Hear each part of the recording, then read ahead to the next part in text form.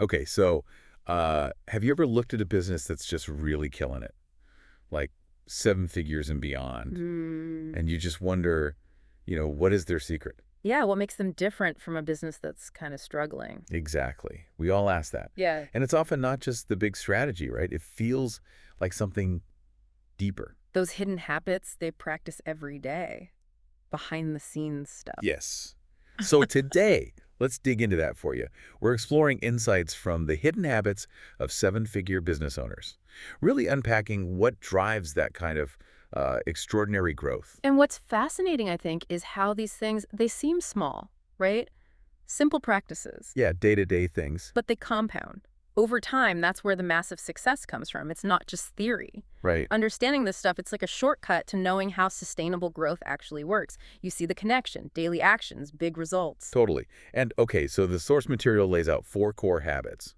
Let's get into them. Sounds good. The first one, and this really jumped out at me, is this relentless focus on priorities. Ah, focus. Seems obvious, but it's tricky. It is, Yeah. because we all get pulled in different directions, Mm-hmm. shiny object syndrome. Definitely.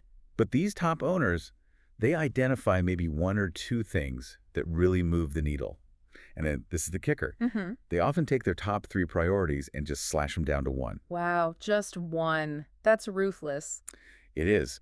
The source says to ask yourself, if I only did this one thing, would it genuinely drive growth? Like really push growth forward? And that's such a critical point. It's not just about being busy, right? It's strategic productivity. Mm-hmm.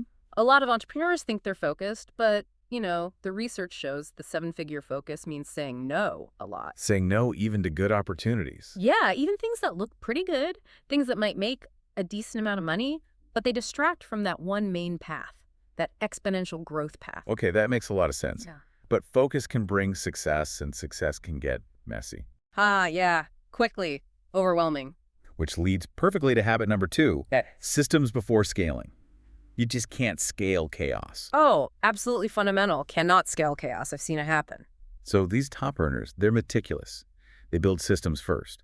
Sales, operations, client delivery, before they hit the gas on growth. Right. Like taking something you do all the time, maybe client onboarding, Yeah, good example. and turning it into a simple checklist or, a proper SOP, a standard operating procedure. And that's where the freedom actually comes from, isn't it? It seems like structure, but it frees you up. How so? Well, connecting it to the bigger picture, you're building this reliable engine for the business. It becomes predictable. Ah, okay. So many businesses plateau, not because they lack ideas, but because their insides just can't handle more volume. They break under the pressure. Exactly. These systems, they're like the blueprint. They ensure you can grow and sustain it without you, the owner, constantly fighting fires. Okay, got it. So relentless focus, then robust systems. But you still need people, Yeah. right? You can't do it all in a vacuum. Definitely not. Which brings us to habit three, building high-value networks.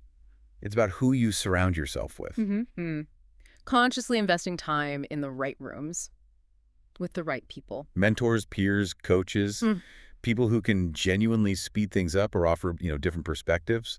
And the key word there is value, right? Wow. It's not just networking like collecting business cards. No, totally different. Yeah. The advice is more like, reach out to one person this week, someone who can really challenge you or support your business in a meaningful way. Yes. And these connections, they're built on accountability, real honest feedback. Not just surface-level stuff. No, it's about who pushes you to think bigger or differently, who spots your blind spots. Right, and holds you to what you say you'll do. Exactly. That kind of input, that challenge, it's vital, Yeah. especially for adapting. Which ties perfectly into the last one, number 4. Mm.